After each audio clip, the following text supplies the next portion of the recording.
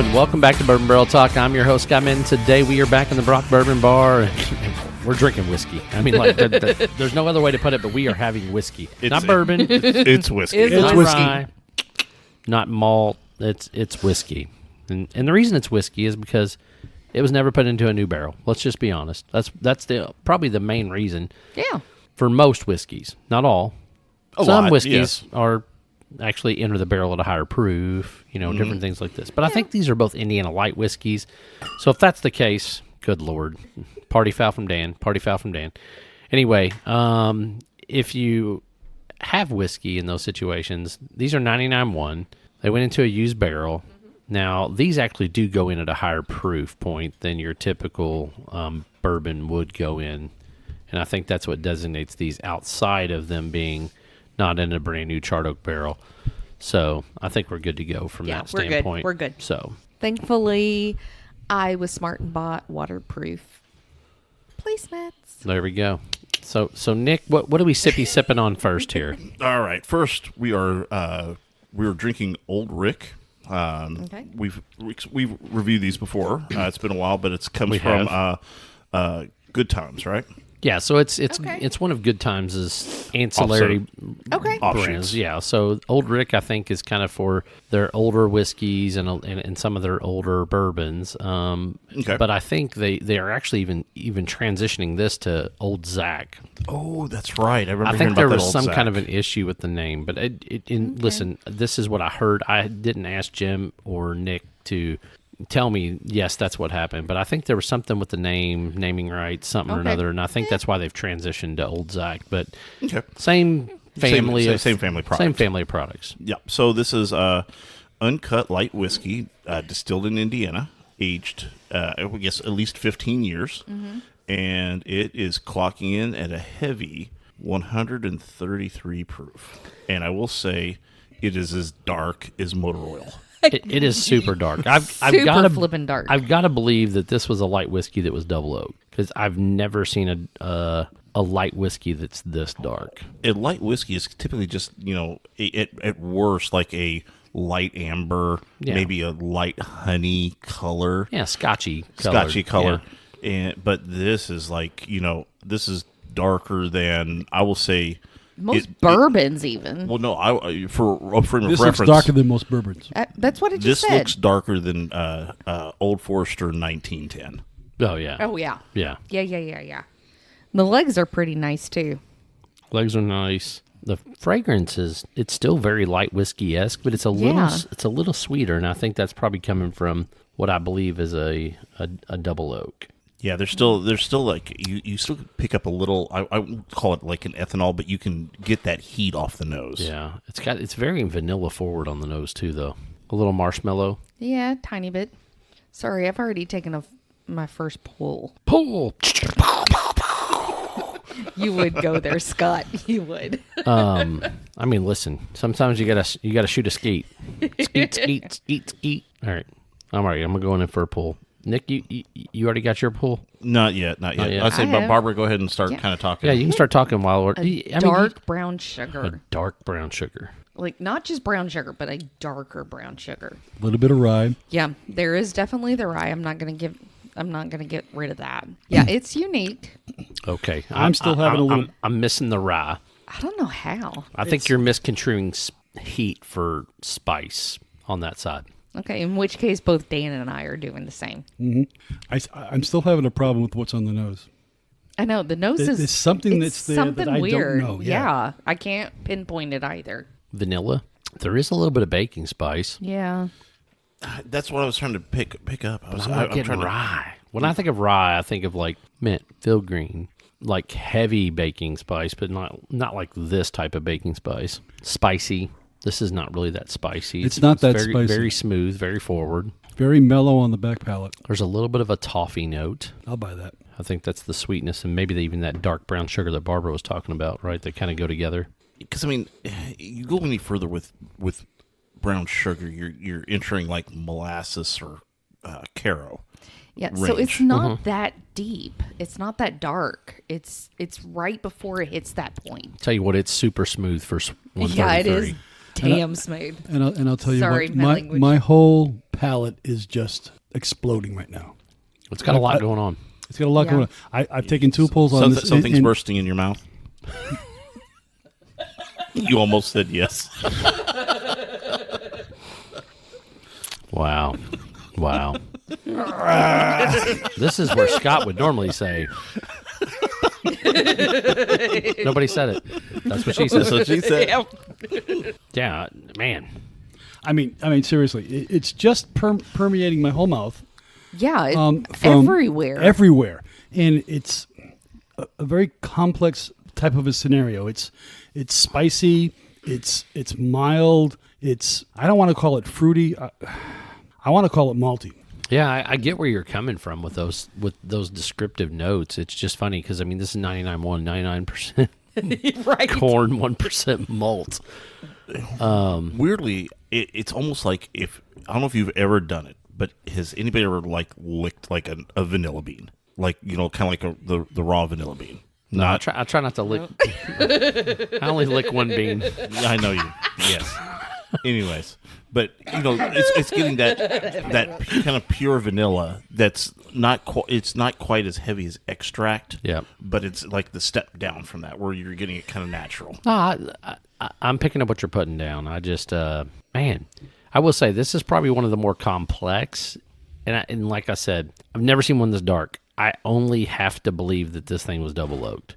I think the word complex is a great descriptor for this. Yeah, it's very, for light whiskey especially. Usually light whiskey, right? You get a little vanilla. Sometimes you'll get some darker notes, not crazy dark notes, but you don't usually get that baking spice that comes through. Usually it's just like super sweet, super like vanilla, different things like that. Unless maybe like it's a Canadian rye whiskey, which would be that's different. Whole different, yeah. Yeah, that's a totally different monster than, light whiskey, which is all corn basically. And if it was double oaked, what was it double oaked in? That's a darn good question. I'm just assuming it's probably like a char 4. I mean, that's dark. It is really, really dark. All right, I'm going to the old Louisville here. So Dano, what do we got here? I think this one was from the KBF festival, if I remember correctly. What's the 3 digits on the front on the bottom left? KBF 24. Yeah, so this is last year's release at the KBF. Last year's release. It's uncut, non-chill filtered. As we know, it's a refill from Old Louisville, who we love. Absolutely. And we love you, Amin. Yes, we do. Always, always. No matter whether you invite us or not, we still love you.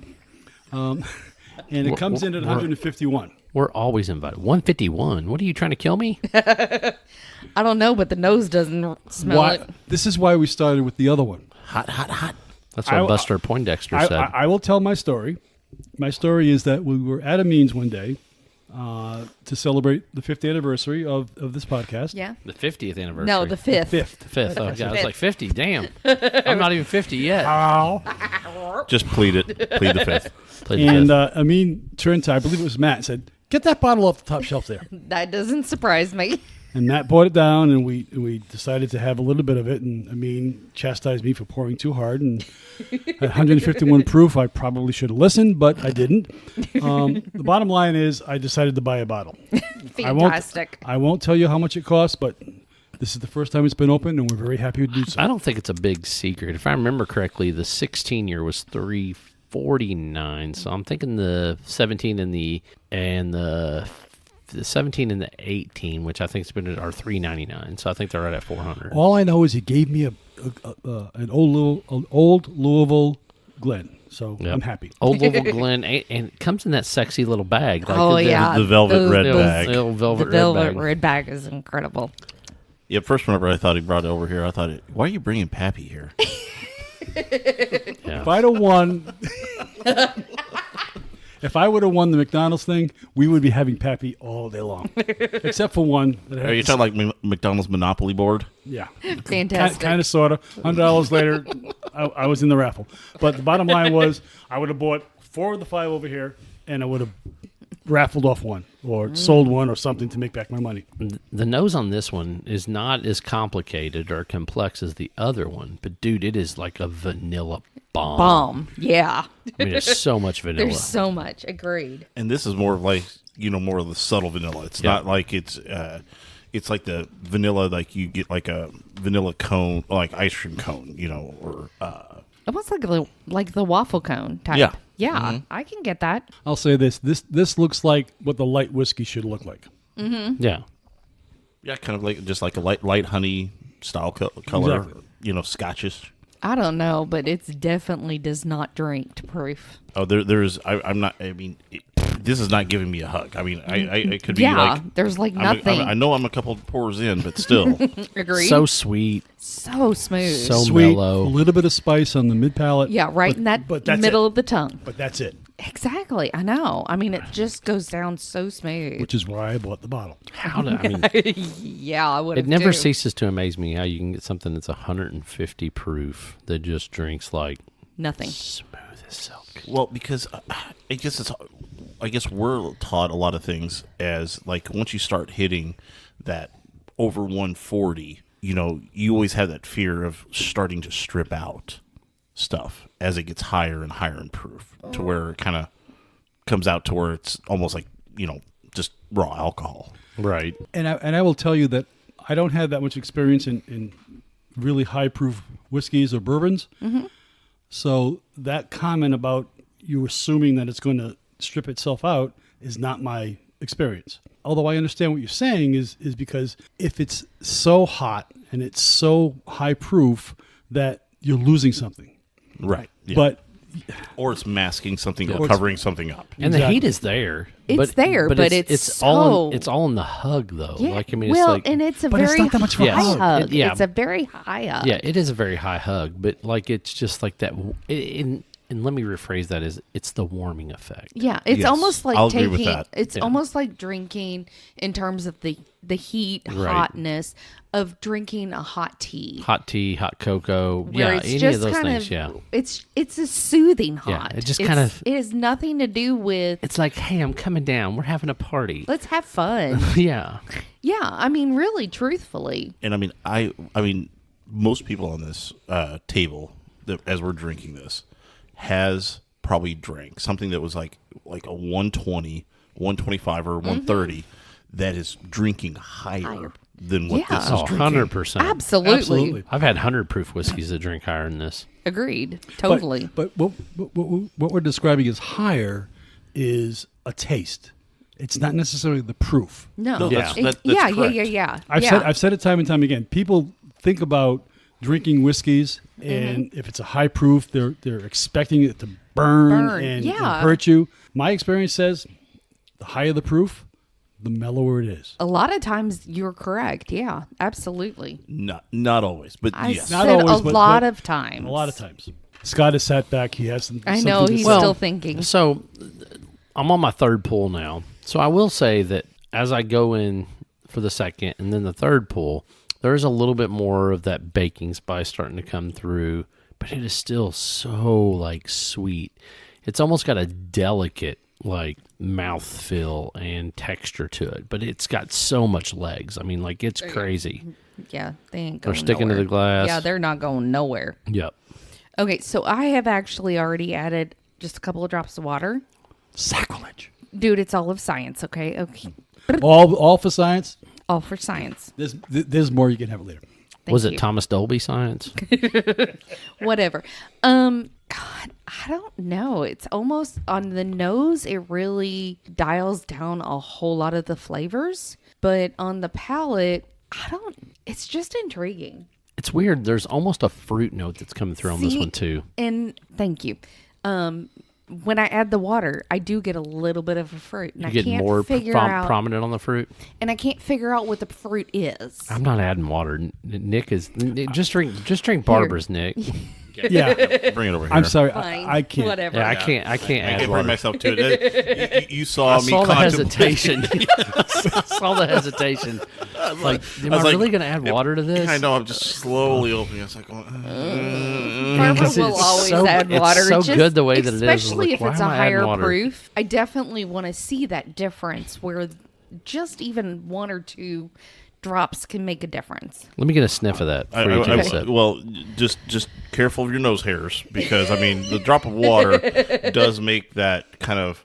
It does open it up on the Yeah. on the octane level too, though. A little bit, but At the same time, I'm finding so many more. That's unusual. On the flavor profile, I get a lot more different. Let me reset here. Good job. Reset. Man, this is gonna be hard. The Scotch, It's a red fruit. Yeah, I think you're right. the Scotch note a few minutes ago. That's what I'm saying. We're passing around Barbara's Glen, and as I said, the octane goes way up Here. on it. Let Scott taste, or at least nose. I already did. Yeah. I already did. Oh, okay. Yeah. I didn't know. I'm sorry. But excuse me, the Scott's comment a little while ago. The spice came through on my third pour. On my third pull, I'm sorry. And Third pour. I was about to say, damn, Dan. It's going heavy. on my third pour, the spice came through a lot heavier. Not distracting, not disturbing, just more spice. Okay. Understandable. I'm tasting these in reverse order after a cleansed palate. And the reason I'm doing this is, like I said, there's a ton of complexity with the first one that necessarily the first one doesn't. I mean, the second one doesn't have. But there's definitely like a vanilla bomb on that on the second one Okay, I'm not getting that I'm not sure. So I but the haven't nose gotten- has totally changed even on the first one from when we started drinking it. Can I try the second one without any water? You have to ask Dan. You might need another glass unless you're going to dirty it. The second one without any water. Yes, sir. Please. So funny here. Here, Teeny just take tiny mine. Fuck. As smooth as they both were up front, right? Like when I taste them in reverse order, the first one tastes hotter to me than the second one does. And I think it might be just the spice from the complexity standpoint because it's been what I presume to be double oaked because of the color. To Barbara's question, the second one without any water in it gave me more spice on the palate. Yeah. That's all it did. Yeah. The rest of it was there. It was smooth. It was all the way through the palate. I don't know how else to describe it. It's it is complex in a different sense of the word from the first one. It's just God, I don't know. I go back to when I first tasted this whiskey, Right. and I have to admit we were into a lot of whiskey by the time we got this bottle Yes, out. we were. That's how you justified the $400. Okay. Bingo. Well, it took a week for my wife to understand, but that's neither here nor there. Anyway, the bottom line is that when I tasted this whiskey, I knew immediately I had to have it because it was just so smooth, so complex, so all I can say is smooth. It's special. It's Special. It's a special bottle. Sexy. There's the yeah. He can't say that word on his wife, so Okay, you know what? it's special. The girl can say it. She doesn't drink whiskey, so it doesn't matter. Man.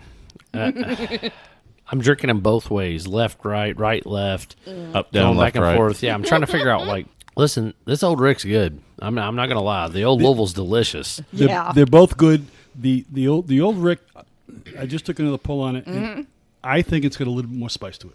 At least right now it does. It does. And I think that's coming from that secondary cask. Yeah.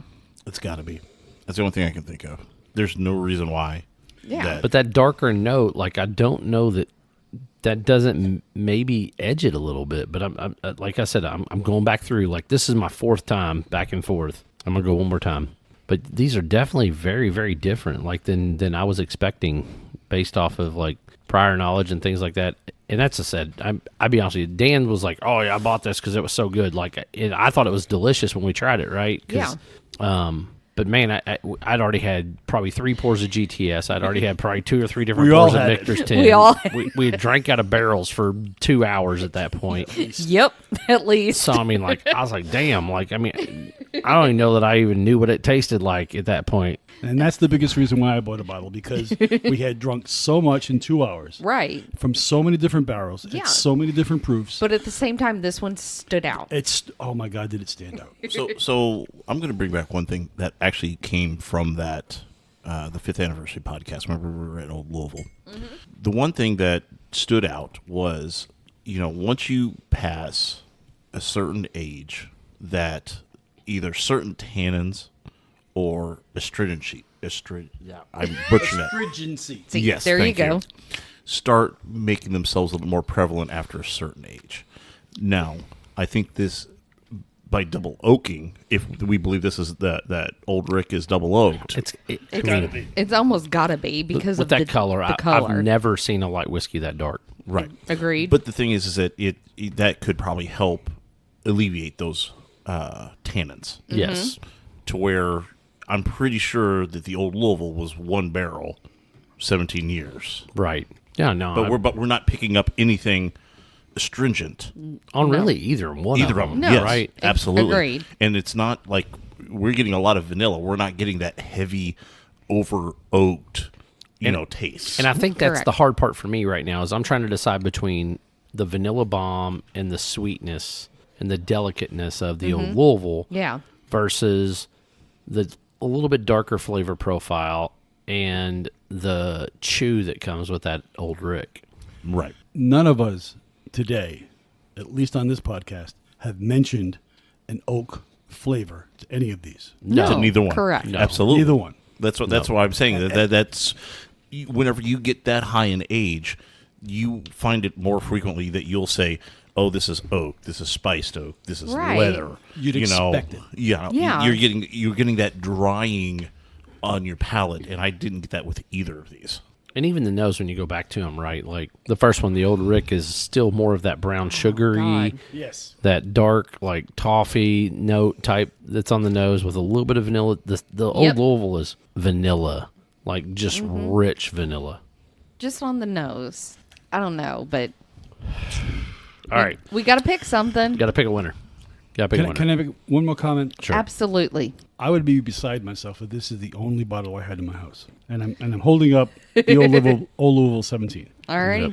I would be beside myself because I would have to restrain myself from drinking this whole bottle day after day after day. Yeah. Okay. And Yeah, it's an easy pour. it's easy. It can be addictive. Yeah. It is, without a doubt, the best whiskey I've ever drunk. So you know my choice, Scott. Listen, I'm gonna say it. This one's hard. Like I mean, and for different reasons. Like I like the complexity. I like the dark note that's coming off that Old Rick. But that vanilla bomb and that sweet, delicate flavor that's coming off that Old Louisville is really good. And how often do you say in the same sentence, delicate? And And 151 151 proof. proof. God, I get it. Yeah. Totally. That's what I said. Like this to me, that's the thing. Like, and I'll be honest with you, I might be like what Barbara said, in some of our past episodes. Like, what day am I drinking this? Yeah, right? Like, absolutely. I think this is a case for both of these today. Yeah. It is. Is what is your mood today? Because any other day or another day, like say tomorrow, I could switch them up. Yeah, Absolutely. Yeah. Absolutely. But if we have to pick a winner, pick it today. pick today, I'm going Old Louisville straight. Gotcha, Nick. It's a toss up. I mean, I think I'm contemplating the things that I like. I mean, having the great vanilla flavor from the Old Louisville's there, but I've always been a great double oak fan Yep. for things. And so those notes are hitting very nicely from the Old Rick. I'm having the same problem, man. And so, I mean, I could just coin flip it. It's like if I had to even put it as a rating, one is going to be 9.1 and the other one's going to be 9.15. You got to pick one, Nick. I know. I'm buying time while I'm still processing in my head. While you're buying time, I think I'm ready to go. I'm like you, Nick. I'm super close. I think the Old Louisville only nudges this because I really enjoy how delicate it is with that vanilla bomb. I mean, like it's like vanilla, creamy, creamsicle-y, like flavor profile. Like it's so creamy and it's so sweet with that vanilla note. The other one is just like it's got a little bit more spice. It's got that brown sugary toffee note that goes with the vanilla, but it's not quite as creamy. And I'll be honest with you, it has just a touch more like heat quality. Okay. So like I'm taking the smoothness from the Old Louisville and giving it an edge because I think of that. I think the smoothness that's coming from that Old Louisville, I think gives me the nudge. Okay. You Yep. have a little bit left in both glasses. You want to mix them together? We're savoring. Oh, fluff. No. I don't even know if I should do that, Dan. I don't either. I only said it because I saw that you had about the same amount in both glasses. Whereas Dan and I are both gone. Listen, if you're okay with it, I'm okay with it because this is your bottle. So if this is your bottle and you're okay with me, I will dump them together and we will see what happens. Only because of your description of the two. Yeah. I want you to try it. Gotcha. That is it will be very All right, intriguing. I I might agree with you, Dan. That is super judicious of Dan to allow us to put these together. That being said, I'd never do it. While we're letting Bingo. things meld, I'm going to go ahead Yeah. and say that I'm going to just edge Old Louisville, and it's a time of day. And that's all I'm going to attribute it to. It's like going both of these are on equal footing for their own reasons. And let's keep in mind, we are in the middle of spring and summer's kind of starting to sprung. it's a thinking about it. It has sprung. It's thinking about it. It's sprung. I think if this was September, I might go Old Rick. I think I would agree with you. on October, November. that. Like that, well, more October, November, Yeah. where coldness is starting to set in a little bit. You want Football those deep, weather, right? Those deeper notes that start to hit. And the spice hit you a little bit harder. Yeah. Plausible. I can understand that. That being I'm said, trying to I really know get these to mush together. Right. I understand. Both Nick and Scott melded. I'm getting ready to. Shh, that's not for air. I wish you all could see the look I am giving my husband Nick because he's special. We're not going to be here to figure out what that means later. Thank goodness. So it's weird when I mix the two together.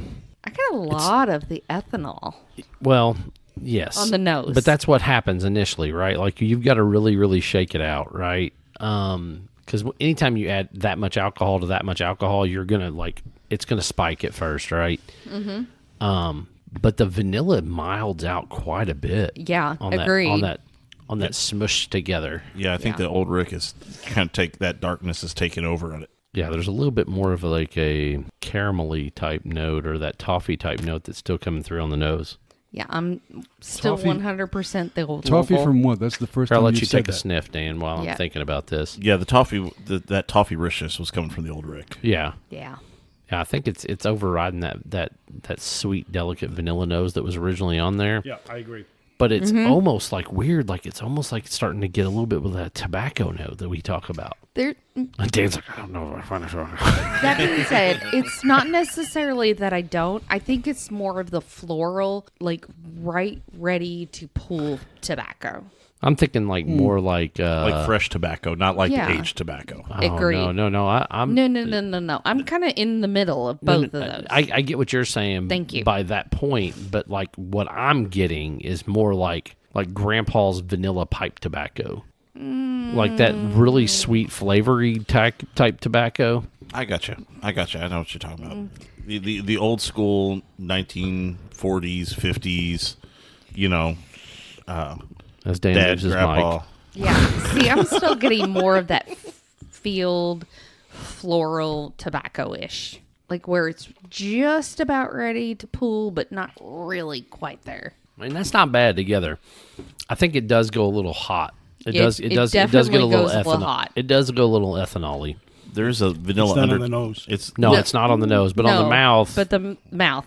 The palate is definitely. It's got a little bit more spice right across the mid palate of your tongue. There it goes, Dan. It's definitely not a. It's definitely not a blender where I would put no, those two together. absolutely not. Nope. I'm sticking Old Louisville. That's my vote. That is a lot of spice forward. It Yeah. is Yes. 100%. But that's still and like I said, Old Louisville. it's not spice. That's heat. That's It's like just that's heat, yeah. ethanol. Yeah. All right. That's coming It's off the gas. ethanol. I'll take that. It's a different whole experience in the mouth. Yeah, absolutely. 100%. So I think that's our episode of Bourbon Barrel Talk. If you want to find us, you can find us on Facebook, the Instagram, or the X. Make sure you hit the subscribe button. That way when those episodes drop at what time on Sunday? 6 a.m.? 6 a.m., Barbara. You got it. See, I love the Rock fact and that she's roll. listening here. So I do even though listen she's every deep now and asleep then. at that time. 100%. Absolutely. And we know, she don't get up till 7:05. More like Oh, 9 o'clock. 9 o'clock on Sunday. 10-ish. My On a bad. Sunday, come on. Well, I will say that if I don't actually wake her up, she could sleep past noon on Saturday. Oh, really? Oh, yeah. absolutely. That's crazy. There's no way I could sleep that late. Anyway, you have any Barbara's questions? a sleeper. You can email them to bourbonbarreltalk@gmail.com or you can message them either through Facebook or Instagram. This is Scott signing off with the Brocs and Dan. Peace out. Out. Prost. Schlancha.